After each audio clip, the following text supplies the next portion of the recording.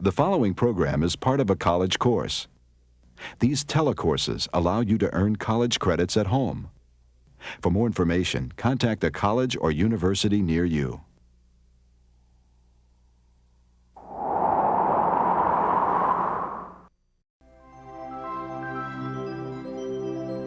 Winter's grip melts away in the warm embrace of spring. Few organisms signal this yearly ritual more clearly than plants. Stirred by longer days and warmer temperatures, many plants embark on a complex and dramatic life cycle that will end with a new generation of organisms. While they may seem idle, plants are some of the busiest organisms on Earth. Over time, they have colonized most of the Earth's surface. We can trace this remarkable success to an intriguing range of reproductive strategies. Many exploit the anatomy and behavior of other organisms. Some employ natural elements, such as wind or water, in their quest to ensure the survival of their species.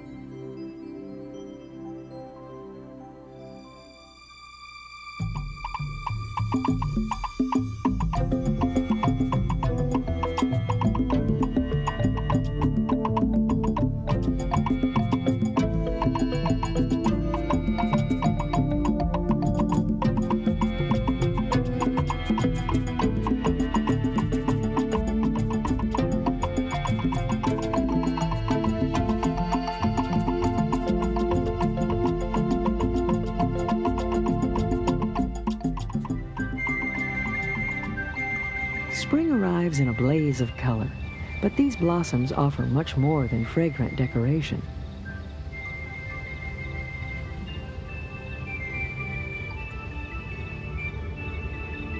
Flowers play a key role in the shrewd reproductive strategies employed by the most prolific plants on Earth, the flowering plants called angiosperms. Angiosperms certainly are the most successful of all groups of plants in the world today, and virtually all of the plants you see in terrestrial ecosystems are angiosperms.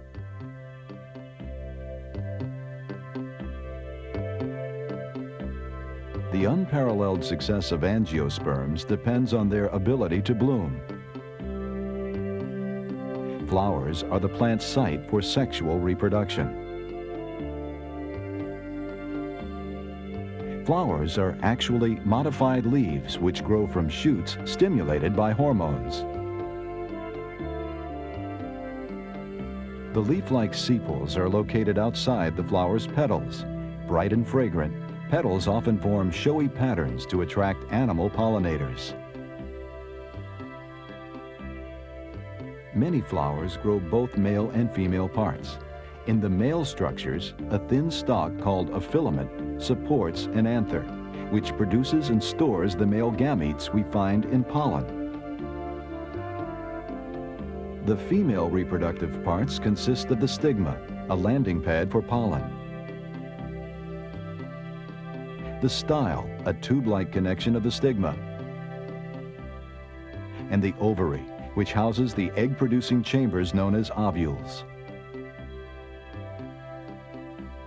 Flowers vary considerably, but they've all adapted toward one purpose: to improve the odds of reproductive success.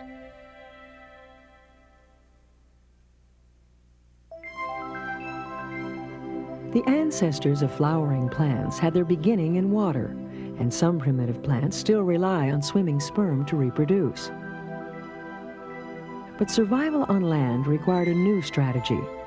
Over time, the ancestors of angiosperms developed a portable container for the male gamete that could operate in dry environments: pollen. The evolution of pollination really had its greatest impact with the origin of seed plants, where pollen first appeared. And the reason for this is that all prior land plants required a period in their life cycle in wet environments for gametes to be transmitted. With the evolution of the pollen grain, you could have the transmission of the male gametes from the source plant to the plant where reproduction or fertilization is going to take place without any water. Once free of this water requirement, the plants evolved a reproduction strategy that capitalized on another natural element, wind. But wind pollination has its limitations. The landing sites of airborne pollen are random, with only a small percentage reaching the appropriate target. A more precise strategy appeared when certain animals got involved in the pollination process. If the way that's done is with a mobile pollinator like a bee or a butterfly, then there has to be a bright advertisement so that the bee or the butterfly will know to come to it. And there actually has to be a reward too, something like nectar in the flower, so that the bee or the butterfly gets something for its trouble, and then, reinforced by having been fed, flies onto another flower carrying the pollen and affects pollination of this flower.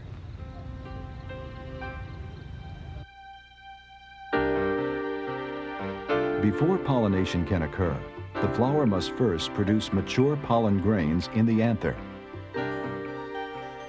Inside each pollen sac, cells divide through meiosis to produce the male gametes.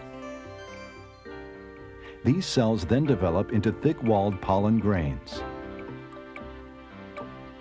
When released, the pollen grains are blown or carried to the often sticky or hairy stigma of a receptive flower. Eventually, the pollen undergoes nuclear division to produce 3 nuclei. One, called the tube nucleus, controls the growth of the pollen tube. This carries the 2 sperm nuclei toward the flower's ovary. Meiosis has also occurred in the ovary, leaving an ovule with 1 cell.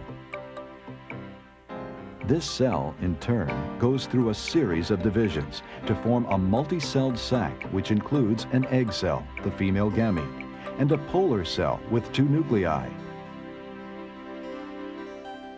Eventually, the pollen tube grows through a small opening in the jacket of the ovule and into the egg sac, where fertilization occurs.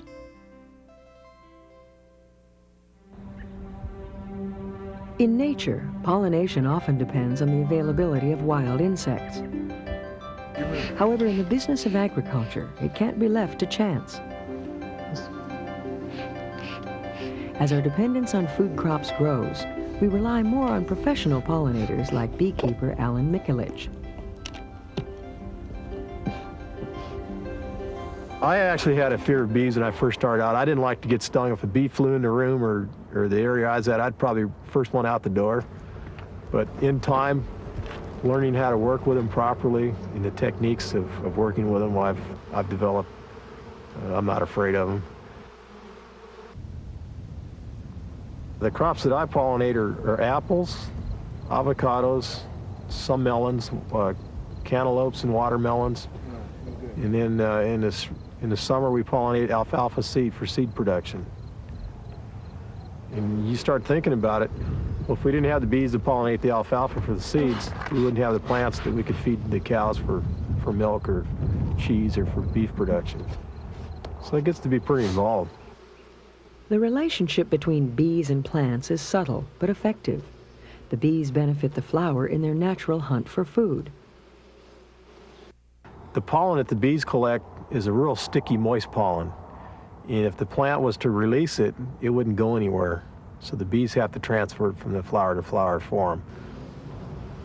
But the bees are collecting the pollen because it's a protein source and they feed it to their larvae. It's a food source for them. So that's why it's important for them. Since both bees and plants benefit from the pollination process, many scientists see their relationship as an example of co-evolution. The animals are, in many cases, reliant on something that the plant produces, such as nectar or sometimes the pollen itself, for their nutrition. And the plant is reliant on the animal to get the pollen from one plant to another in order to reproduce. So you can see there's a strong stimulus for evolution on both sides in a plant-pollinator relationship. The shrewd pollination strategy of flowering plants seems to benefit all involved. The beekeeper makes a profit, the grower gets a crop, the bees get fed, and ultimately, so do we.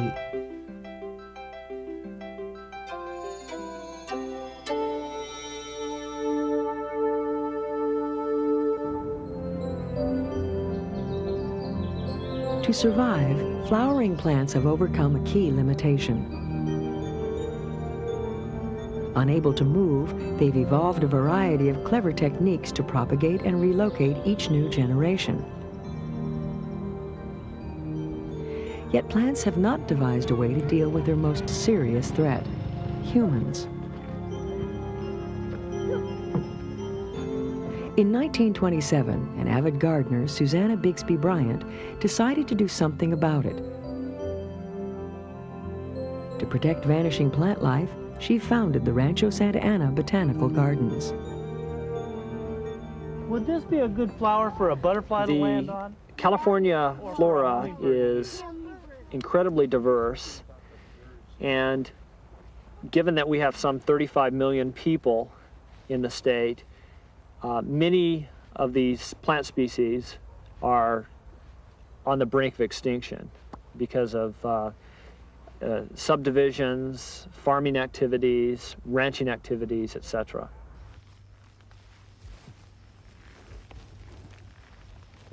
To save these endangered plants, Dr. Travis Columbus works to reestablish them in new habitats. To succeed, he must understand not only where a species grows, but how it reproduces.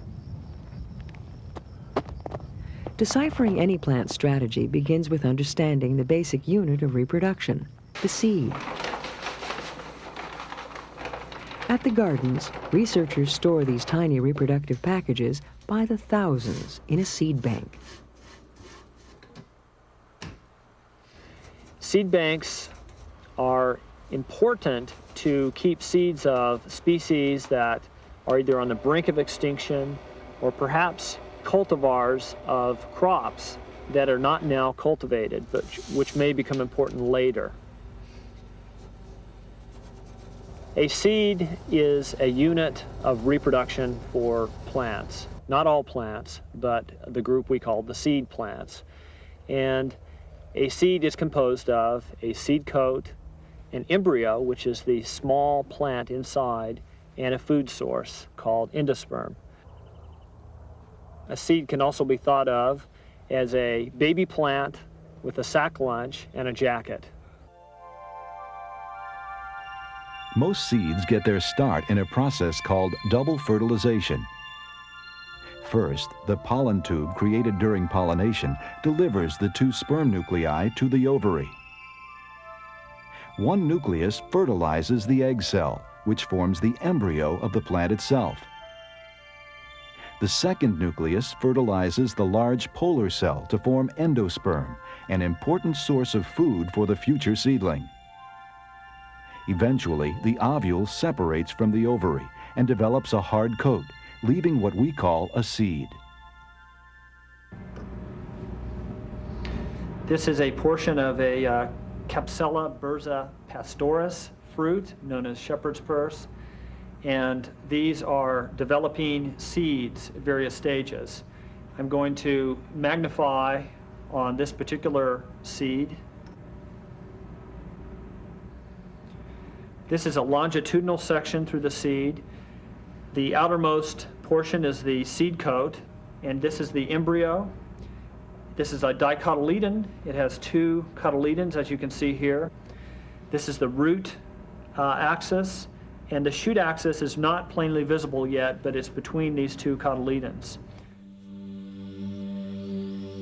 Along with endosperm, cotyledons or seed leaves provide nutrients for early growth before the seedling produces its own photosynthetic machinery. But to ensure the next generation gets an opportunity to flourish, plants not only have to produce seeds, they must disperse them as well.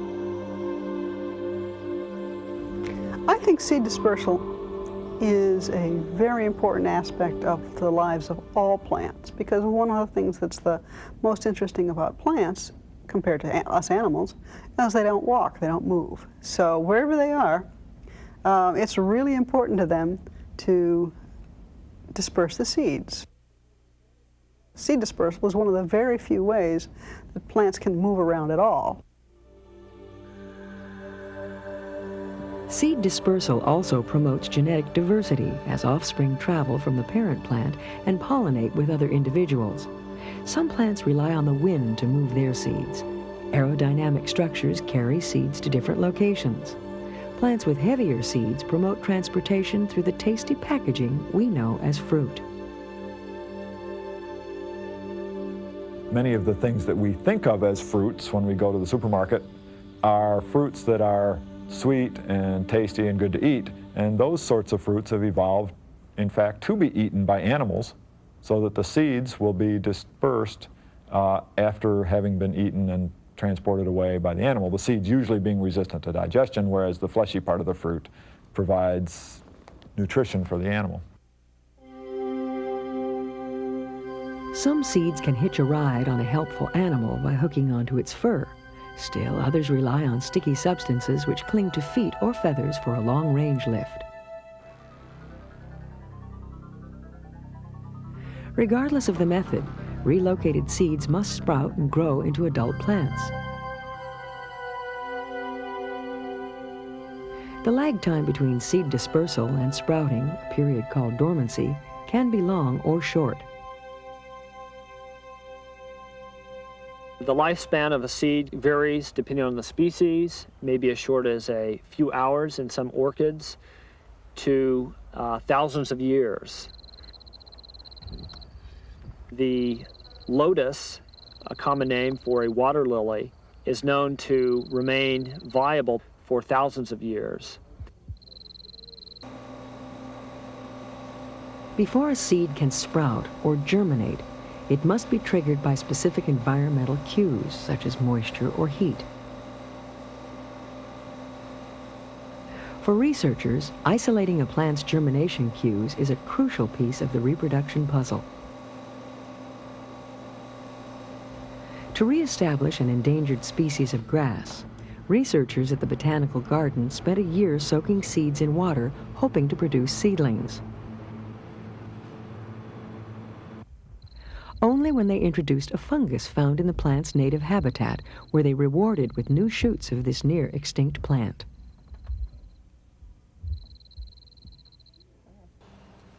We found that the highest germination rate was obtained in those conditions where the seeds were inundated in water and the fungus was present.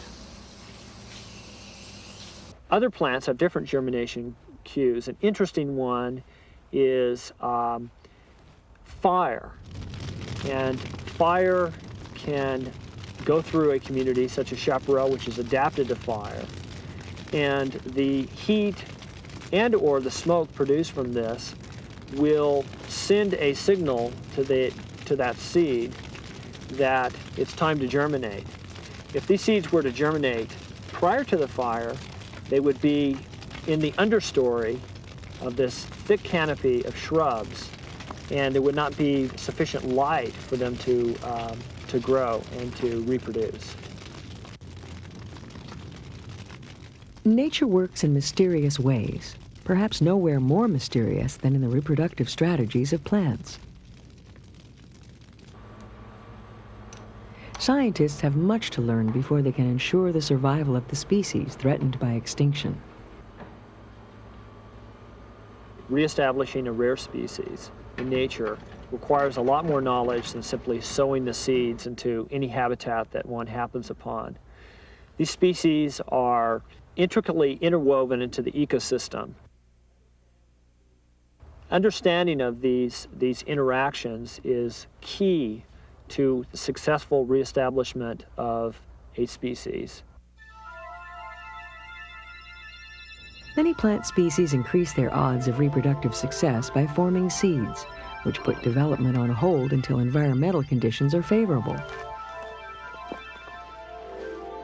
When conditions improve, the seed germinates, and the plant calls upon an arsenal of molecular signals, called hormones, to continue its life cycle.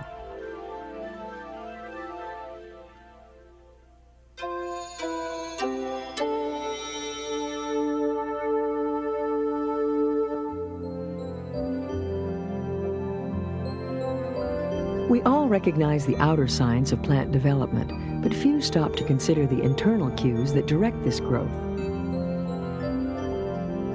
Dr. Elliot Meyerowitz hopes to answer these puzzling questions. I think we know so little about plants for different sorts of reasons. One is that plants are deceptively difficult to understand. Dr. Meyerowitz is looking for answers in a tiny member of the mustard family, Arabidopsis thaliana. The species Arabidopsis thaliana grows rapidly so that geneticists can grow many generations of Arabidopsis a year and get the results much more rapidly than for annual plants or plants that have a 6-month growing season. Another important property of Arabidopsis is that the amount of DNA in its genetic material is very small. The genes Dr. Meyerowitz studies are often regulated by a class of signaling molecules called hormones that direct each plant's development. Plant hormones are any substances that are made by plants and transported from cell to cell in plants and that act in low concentrations to regulate important and specific parts of growth and development. Contrary to animal hormones, which have specific sites of release and response, plant hormones are released by many different cells, producing a range of effects. One avenue of research focuses on the response of Arabidopsis to a common hormone called gibberellin. Gibberellins are involved in cellular elongation. Plants that don't make gibberellins are generally dwarfed. In addition, gibberellins play a role in seed germination, so that gibberellins applied to seeds cause them to lose their seed dormancy and to germinate more readily. Another plant hormone, ethylene, confirms the difficulty of stereotyping these versatile molecules. In the presence of ethylene, most seedlings lose their orientation to gravity, so that if it grows up into gravel, it changes its gravitropic angle, it curls up a hook to protect the growing point, and it grows a thicker stem to apply more force to the gravel and move it out of the way. Later in life, though, ethylene has completely different effects. In bromeliads, for example, it's important in the induction of flowering. In a lot of plants, it has something to do with senescence. For example, petal fall in carnations is an ethylene effect, and the reason why your carnations drop their petals is that the flower has started to produce ethylene at the end of its life. Still another hormone, auxin, plays an important role in a category of plant responses called tropisms, when plants grow toward or away from certain environmental stimuli.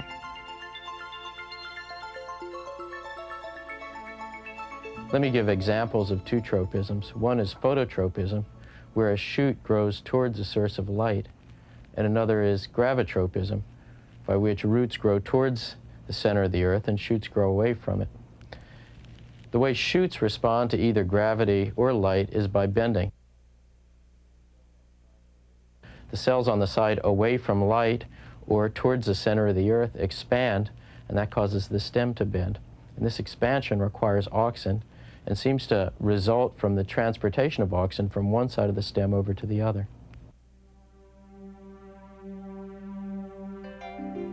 Dr. Meyerowitz, however, spends most of his time studying the development of flowers, which often develop in response to certain environmental cues.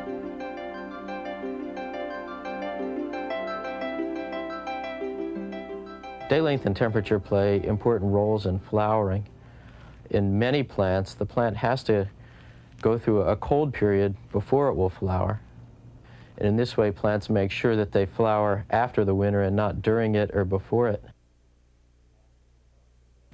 As the summer progresses, the days get longer, and long day plants respond to the lengthening of the day and flower as spring and summer approach.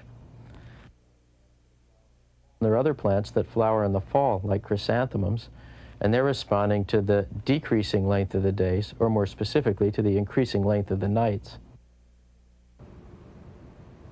We're trying to understand how pattern appears in developing structures. How it is that an Arabidopsis flower always has 4 petals and 6 stamens. which is the same question that one might ask in animal biology. How is it that a fly always has 6 legs and 2 wings, or that we always have 5 fingers and 5 toes? These are fundamental unanswered questions in developmental biology. The better we understand flowers, the better we'll be able to grow plants, and the more we might be able to modify plants to be better crops. We can do the same things our ancestors did, but do them much more rapidly so that we can evolve new crops and change our existing crops to be of greater service to us.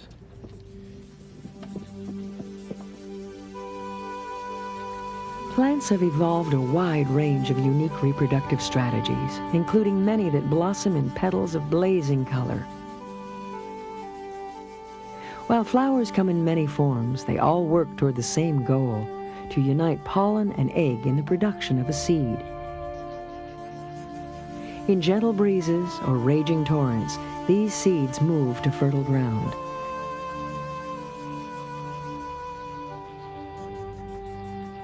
Given the proper cues, they sprout, producing a new generation of plants in this ongoing cycle of life.